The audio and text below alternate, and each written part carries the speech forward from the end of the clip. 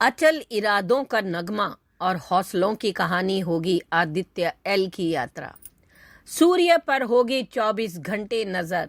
Mission Aditya L1 से अंतरिक्ष में लंबी छलांग लगाने को तैयार है भारत। चांद के बाद अब सूर्य का रहस्य जानने को भारत भेजेगा पहला सोलर मिशन। जाने क्या है इसरो का आदित्य L1, कब है लॉन्चिंग। चंद्रयान-3 की सफलता के बाद इसरो के वैज्ञानिक अब सन मिशन की तैयारी कर रहे हैं। सूर्य कोरोना का अध्ययन एवं धरती पर इलेक्ट्रॉनिक संचार में व्यवधान पैदा करने वाली सौर लपटों की जानकारी हासिल करने के लिए इसरो जल्दी ही आदित्य 1 उपग्रह प्रक्षेपित करेगा।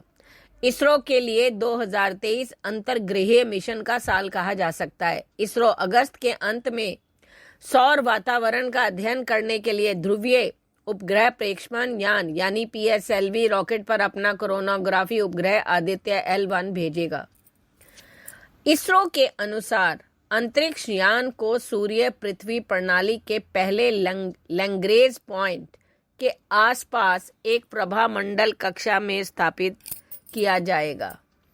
L1 इन बिंदु के आसपास उपग्रह बिना किसी बाधा के लगातार सूर्य को देखने की ताकत रखेगा। सूर्य के केंद्र से पृथ्वी के केंद्र तक एक सरल रेखा खींचने पर जहां सूर्य और पृथ्वी के गुरुत्वाकर्षण बल बराबर होते हैं, वह लैग्रेंज बिंदु कहलाता है। सूर्य का गुरुत्वाकर्षण बल पृथ्वी की तुलना से काफी अधिक होता है, ये बात आप ध्यान रखें। इसलिए अगर कोई वस्तु इस रेखा के बीचों बीच रखी जाए तो वह सूर्य के गुरुत्वाकर्षण से उसमें समा जाएगी। लैग्रेंज बिंदु पर सूर्य और पृथ्वी के गुरुत्वाकर्षण बल समान रूप से लगने से दोनों का प्रभाव बराबर हो जाता है। इस स्थिति में वस्तु को ना तो सूर्य अपनी ओर खींच पाएगा, ना पृथ्वी अपनी ओर खींच सकेगी और वस्तु अधर में लटकी रहेगी।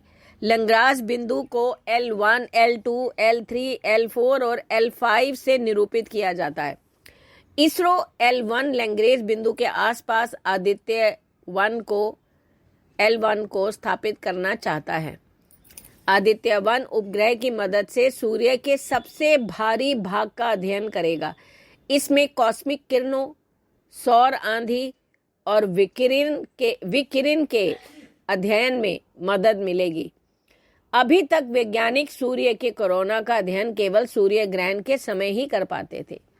इस मिशन की मदद से सौर वालाओं और सौर हवाओं के अध्ययन में जानकारी मिलेगी कि ये किस तरह से धरती पर इलेक्ट्रिक प्रणालियों और संचार नेटवर्क पर असर डालती हैं।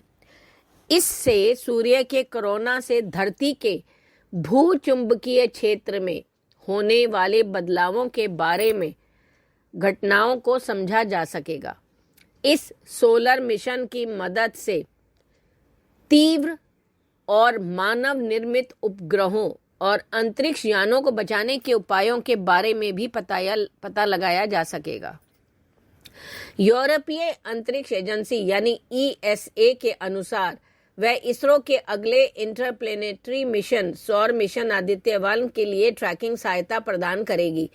आदित्य L1 का नाम हिंदू सूर्य देवता और अंतरिक्ष यान के भविष्य के घर के नाम पर रखा गया है।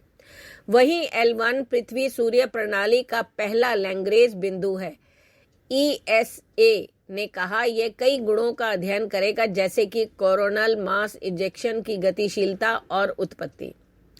आदित्य 1 देश का पहला सौर कोरोनोग्राफ उपग्रह होगा। यह उपग्रह सौर कोरोना के अत्यधिक गर्म होने, सौर हवाओं की गति बढ़ने और कोरोनल मास इजेक्शन यानी CMES से जुड़ी भौतिक प्रक्रियाओं को समझने में मदद करेगा।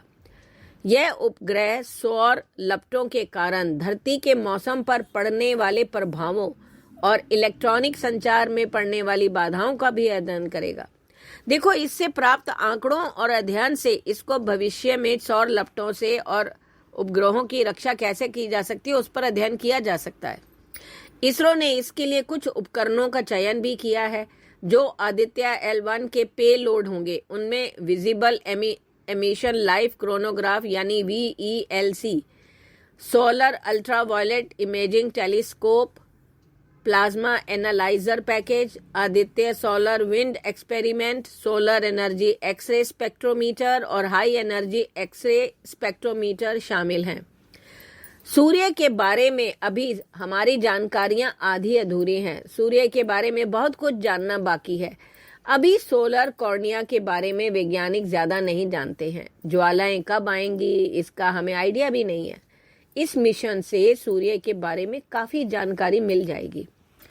आदित्य सूर्य के कोरोना की गर्मी और उससे होने वाले उत्सर्जन के रहस्य को भी सुलझाने में मदद करेगा। ये सूर्य कोरोना का टेम्परेचर लाखों डिग्री है। पृथ्वी से कोरोना सिर्फ सूर्य ग्रहण के दौरान ही दिखाई देता है। यह भारतीय वैज्ञानिकों की इस तरह की पहली कोशिश होगी। कोरोना के अध्ययन से सोलर एक्टिविटी कंडीशन के बारे में अहम जानकारियां मिल सकेंगी। इसरो के इस सन मिशन से सूर्य की सतह और सूर्य के आसपास हो रही गतिविधियों और सौर विस्फोटकों के बारे में भी जान सकेंगे। अब तक हम धरती से अलग अलग स्थानों से 12-12 घंटे की सूर्य पर होने वाली ग्रह गतिविधियों का अध्ययन कर पाते थे। अब आदित्य L1 को अंतरिक्ष में ऐसी जगह स्थापित किया जाएगा जहां से सूर्य पर होने वाली घटनाओं पर 24 घंटे अध्ययन किया जा सकेगा। आदित्य L1 की कक्षा पृथ्वी और सूर्य से दूरी की तुलना में पृथ्वी से यदि 1% रहेगी तो सूर्य से 99% होगी और ये संभावनाओं के नए द्वार खोलने में भी मदद करेगा। आदित्य के प्रक्षेपण के बाद निस्संदेह अंतरिक्ष के क्षेत्र में भारत की दखल और बढ़ जाएगी। सूर्य मिशन बहुत महत्वपूर्ण है और वैश्विक अंतरिक्ष अनुसंधान के क्षेत्र में अपनी तरह का एक विशिष्ट मिशन है। इसलिए इसरो के वैज्ञानिकों को इस मिशन से भारी उम्मीदें हैं। अब तक सिर्फ अमेरिका, यूरोपीय अंतरिक्ष एजेंसी और जापान ने सूरज के अध्ययन के लिए स्पेसक्राफ्ट भेजे हैं। इस मिशन की सफलता इसरो के लिए संभावनाओं के नए दरवाजे खोल देगी और सूर्य के पास अंतरिक्ष यान भेजने वाला भारत चौथा देश भी होगा।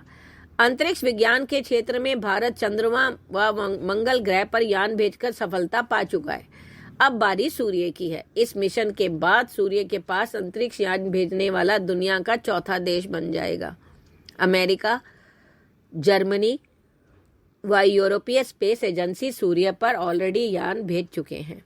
सूर्य पर होने वाली घटनाओं पर 24 घंटे रखी जाएगी नजर। आदित्य को अंतरिक्ष में लैग्रेंज पॉइंट यानी L1 कक्षा में स्थापित करने की कई वजह हैं। इसके जरिए सूर्य पर होने वाली गतिविधियों का 24 घंटे अध्ययन किया जा सकेगा।